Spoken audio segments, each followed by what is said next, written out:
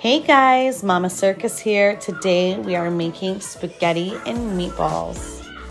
Here I've got everything out from my sauce. This was my first time using this brand, and let me tell you, it was so good. I actually picked all these boxes of sauce and tomatoes up at Bailey's, and it was my first time using them, and I would definitely recommend them, and I'm definitely going to search for those in the stores. Other than that, I usually use Prego, but yes, I'm adding some Italian seasoning, and of course the good old Lawry's garlic salt. You can never have enough of that. And yeah, we're going to give that a mix up. Also add in some minced garlic. Usually I do fresh, but today I was feeling a little lazy, and you know what? To me, it tastes just as good either way. I don't know about you guys, but I don't really measure out my seasonings. I kind of just put whatever I feel like putting in, and sometimes I taste it as I go, sometimes I don't. But I don't know, I feel like when you've made spaghetti so much, you don't really have to measure things out anymore. Here I'm getting everything ready for the meatballs. I have 3 pounds of hamburger meat, and I have some breadcrumbs, some steak seasoning. We're also going to put in some minced garlic, and then we're going to add in some Lawry's garlic seasoning salt, and then we also are going to put in 3 eggs. My mother makes really good meatballs, and she said that you want 1 egg per pound of hamburger meat.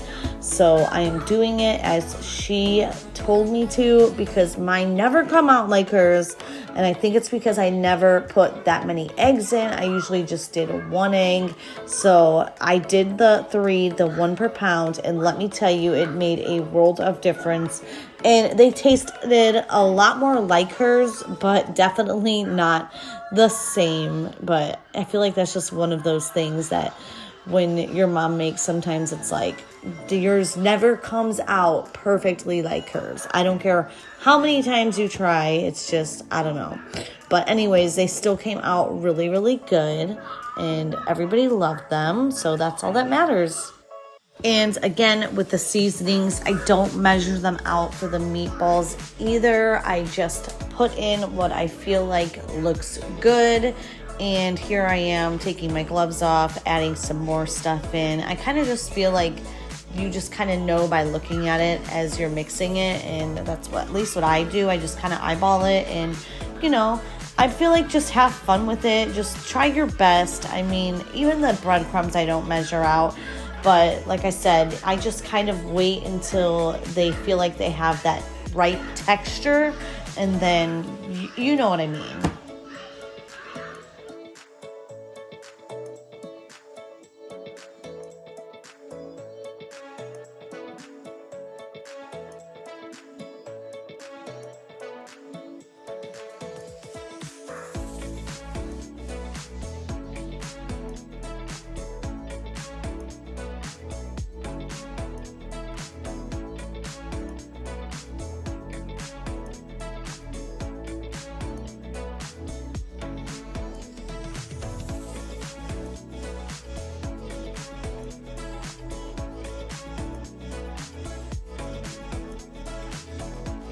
All right, here we are forming our meatballs. You want everything to kind of just hold together really nice, form a perfect little ball shape, and then just drop it into your sauce.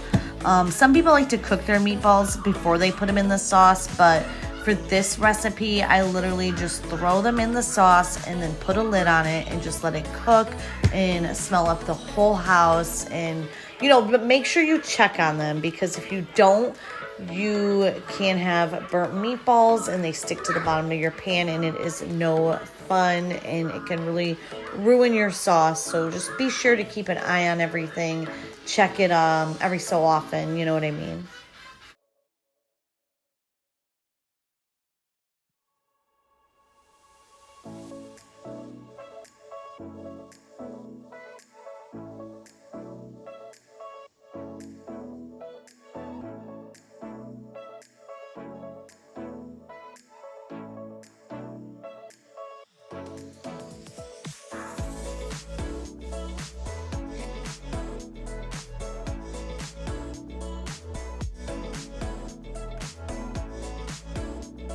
Here I was trying to put a little bit of the sauce over the meatballs, but you got to be very gentle when doing this because you can break them apart. As you see, I started to do right there. So just be very careful with them. Once I had them covered with the sauce, I sprinkled on some more Italian seasoning, and then I put the lid on top of them and set them to a low simmer. Here I'm checking on them. We're circling back around to that. See that little bit of darkness on that one? That was because I let them simmer on too high of a heat setting. So please avoid my mistake and don't do that. They still tasted really good though.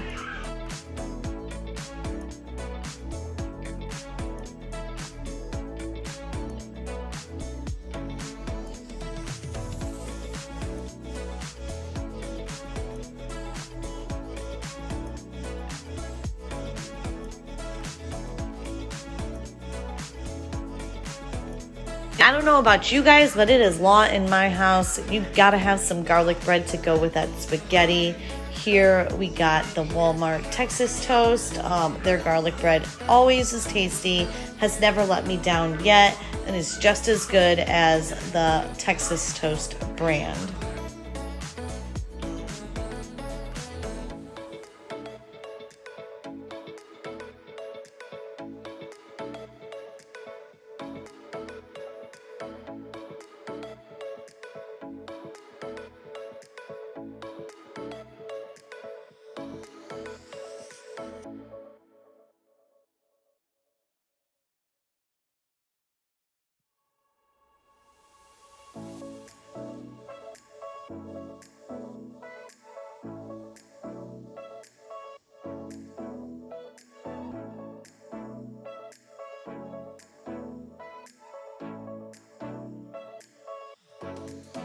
All right, now we are giving everybody a hefty amount of spaghetti noodles on their plates, and then we're gonna toss on a meatball and some sauce, throw on that garlic bread, and dinner is served, you guys.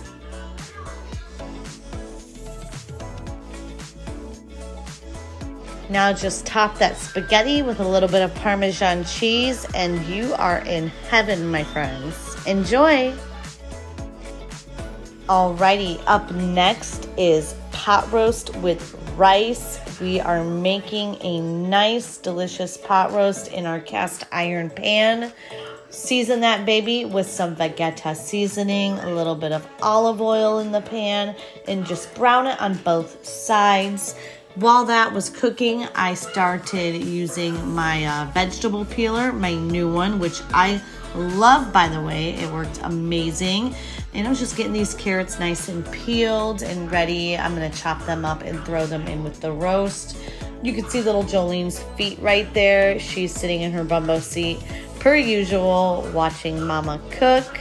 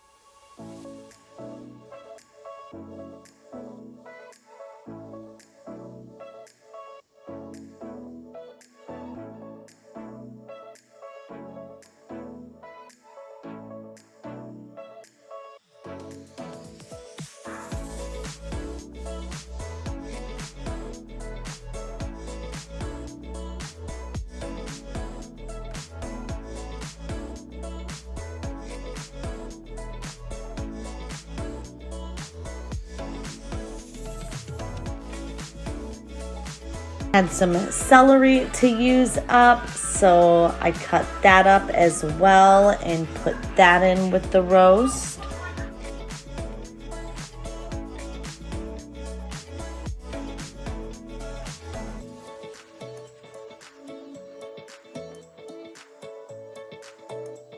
Right now I have some yellow potatoes. I'm gonna peel those up and stick them in with the roast. I usually don't peel them because they are such a soft potato, but I saw somebody on TikTok peel theirs and I decided I wanted to try that. So I did peel them, and honestly, I actually really liked them peeled. I think I'm gonna continue to do that from now on.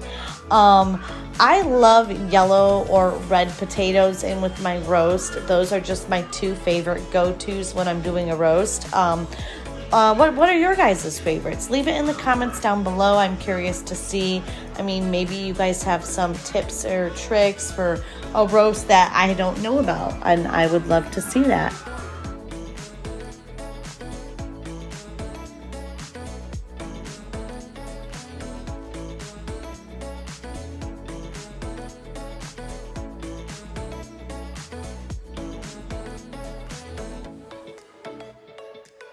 Of course, last but not least, we gotta get our onions cut up and put those in with our vegetables for the roast. I'm just kind of adding everything to one big bowl, and then I'm gonna dump it all in at the same time, as you guys will see here in a minute.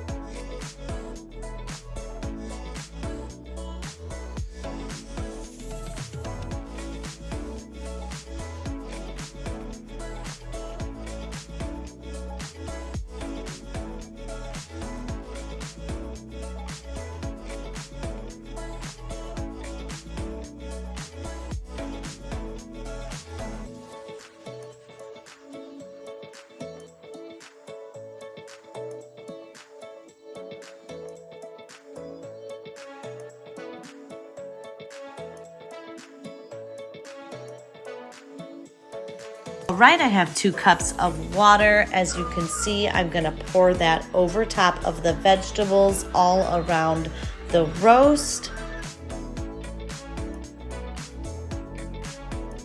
Now I'm gonna add some salt and pepper and then some additional Vegeta seasoning over top everything and the vegetables. I'm going to cover it with foil and stick it in the oven on 400 degrees and let it cook for about 2 hours. Alrighty, here I have some tomatoes, cucumber, and the rest of that onion I cut up earlier, and we are gonna make a small salad to go with our pot roast. I'm trying to cut up everything really small. Honestly, these tomatoes did not cut up as small as I wanted them, so I think next time I would go with maybe a Roma tomato. I feel like those would dice up a little bit smaller.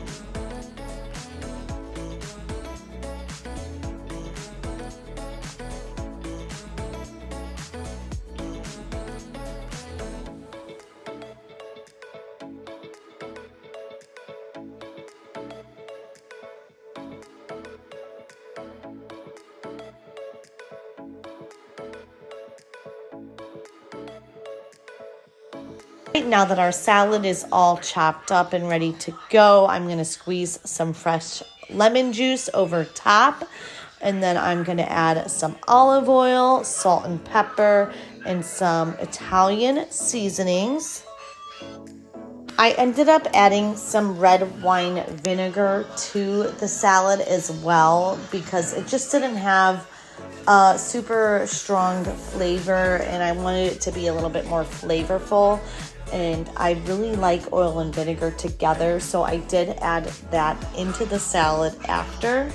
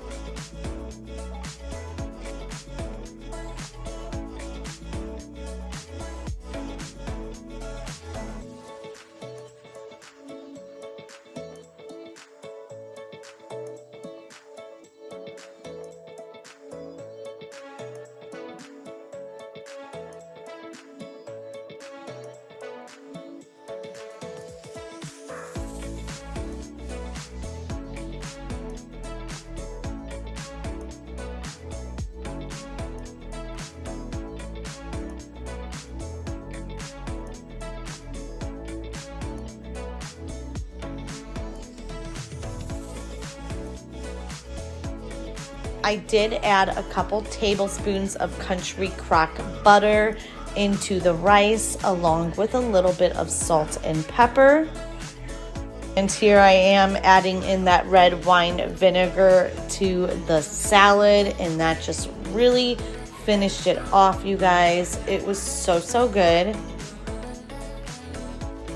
Oh my goodness, would you look at that roast? Everything is still sizzling. The vegetables have a beautiful glaze to them. Oh my gosh, I couldn't ask for a more perfect roast. And look at how easily it all starts pulling apart with just two forks.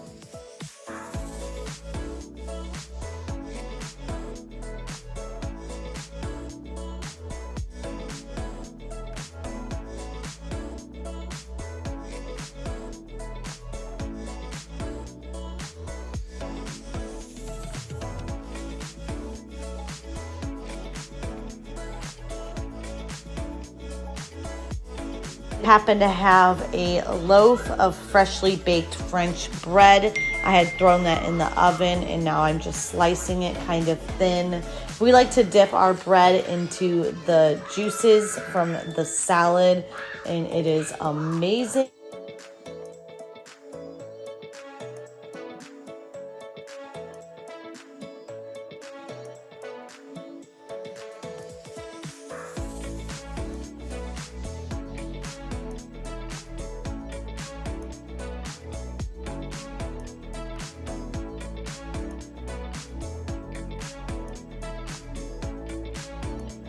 So here I am plating up our dinner. I put the rice on the plate and then some vegetables and pot roast over top of the rice, or you could put it on the side, whichever you prefer. And then I'm serving the salad in a small little bowl so the dressing from the salad doesn't mix in with our roast and everything like that. And yeah, this is just a perfect meal for those cold, crappy days, whether it's snowy or rainy, or just plain cold. It's just a great comfort food, you guys, and your family will love you and thank you for it. And I hope that they enjoy it as well, because I know mine sure did.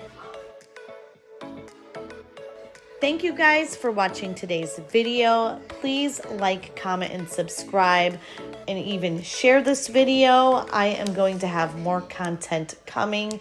I'm always cooking and everything like that, so I will have more recipes to share down the line, and I would just really appreciate your support. I hope I have inspired you guys to make some of these meals yourself. Again, these are just classic, basic, comfort foods, so anybody can make it. They're so simple. But yeah, I hope you guys are having a great new year, and please always stay blessed.